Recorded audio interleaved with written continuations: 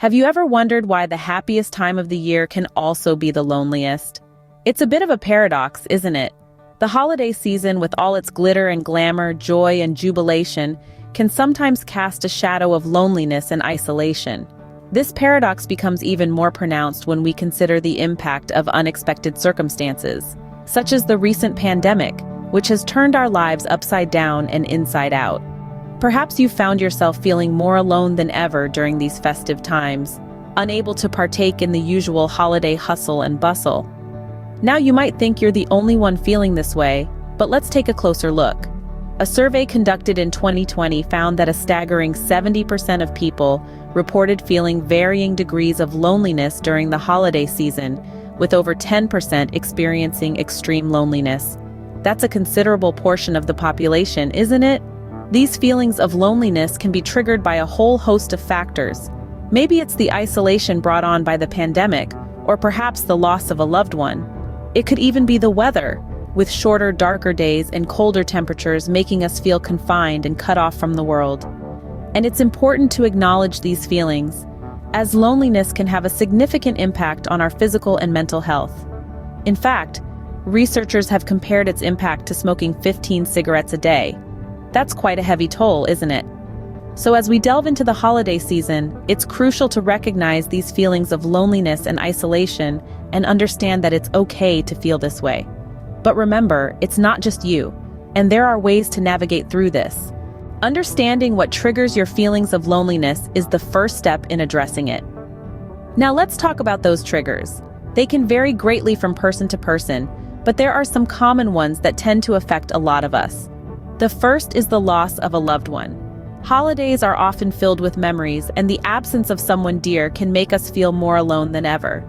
Secondly, isolation due to the pandemic has been a major trigger. We've all had to adjust to less physical interaction, and that can certainly amplify feelings of loneliness. Finally, the weather can play a part too. It's not just a cliché. The short, cold days and long nights of winter can indeed lead to what's known as seasonal affective disorder, making us feel low and isolated. Now, it's important to remember that these triggers are not universal. They might not apply to you, or there might be others that affect you more. The key is to identify what personally triggers your feelings of loneliness. This self-awareness is an empowering tool. It gives you the insight to anticipate and manage your feelings, because after all, knowing what triggers you is half the battle won. Now that we know what triggers us, how do we deal with it? Let's dive into some practical strategies to cope with loneliness and keep our spirits high during the holiday season. One of the best ways to combat loneliness is to seek company. Now, this doesn't necessarily mean you have to physically be with someone. It could be as simple as making a phone call, sending a text, or even hopping onto a video chat. The aim is to keep the lines of communication open and remind ourselves that we are not alone in this world. Engaging in self-care is another strategy that can work wonders. Remember, self-care is not selfish. It's about taking care of your own needs so that you can be the best version of yourself for others. This could involve anything from taking a long, relaxing bath to reading a good book, or even treating yourself to your favorite meal. The key is to do something that makes you feel good and brings you joy. Maintaining a routine can also be beneficial. The predictability of a routine can provide a sense of normalcy and control, which can be particularly comforting during the unpredictable holiday season. Try to keep up with your regular sleep, meal, and exercise schedules as much as possible. Physical activity, in particular, can be incredibly helpful as it releases endorphins, the body's natural mood boosters. Reaching out for support is another strategy that cannot be overstated. If you're feeling down, don't hesitate to reach out to a trusted friend, family member, or mental health professional. It's important to remember that it's okay to not be okay, and it's perfectly okay to ask for help. Lastly, try to stay positive. Yes, this is easier said than done, but remember, your thoughts have a powerful impact on your feelings and behaviors. Try to focus on the good things in your life and practice gratitude. This can help shift your mindset and improve your overall mood. Remember, it's okay to ask for help. You're not alone in this journey, and there are people and resources out there who are ready and willing to provide the support you need. Don't hesitate to reach out and ask for help when you need it. It's a sign of strength, not weakness. In a world where you can be connected with just a click, no one needs to feel alone. Isn't it wonderful how technology has transformed our lives? It's made miles seem like mere footsteps and oceans feel like puddles. And when the holiday season comes around, this magic becomes even more precious. One of the best ways to combat loneliness is to stay connected. And no, we're not talking about just liking someone's holiday post on social media. We mean truly connecting, heart to heart, soul to soul. Take video chatting, for instance. It's a wonderful tool that allows us to see and hear our loved ones, even if they're on the other side of the globe. You can share your holiday decorations, your festive meals, or even have a virtual gift exchange. It's like being in the same room without actually being in the same room. But don't just limit yourself to the people you already know. The holiday season is a great time to reconnect with old friends, former colleagues, or distant relatives. Send them a message, give them a call. You'll be surprised how a simple hello can rekindle old memories and bring a smile to your face. And let's not forget about the wonderful online communities out there. There are countless groups and forums where people share their holiday traditions, recipes, and even their struggles.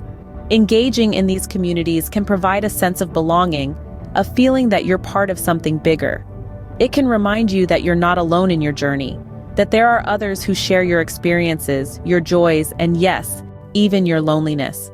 But remember, staying connected isn't just about combating your own loneliness. It's also about reaching out to those who might be feeling alone.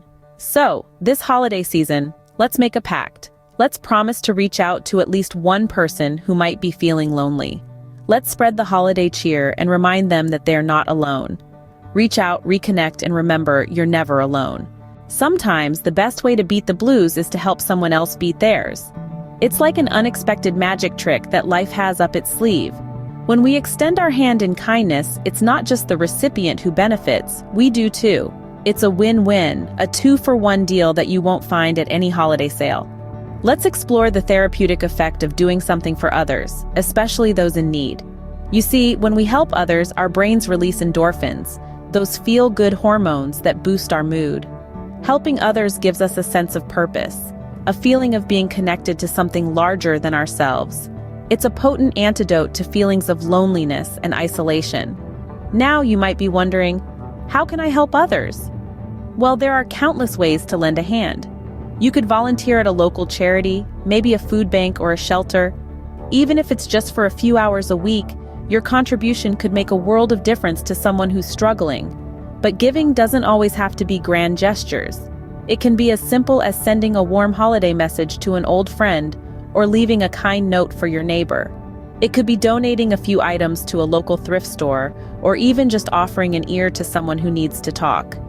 These tiny acts of kindness can have a ripple effect, creating waves of positivity that reach far beyond what we might initially see. And don't forget, this season is all about connection and spreading joy.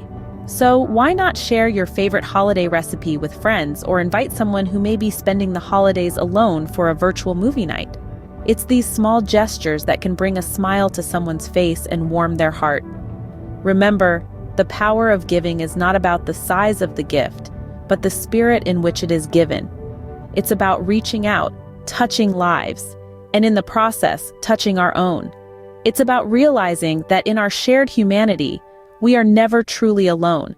So this holiday season, I challenge you to find ways to give, to reach out and make a difference, no matter how small it might seem. Because in the end, in giving we receive. The joy, the warmth, the connection, it all comes back to us in ways we could never have imagined.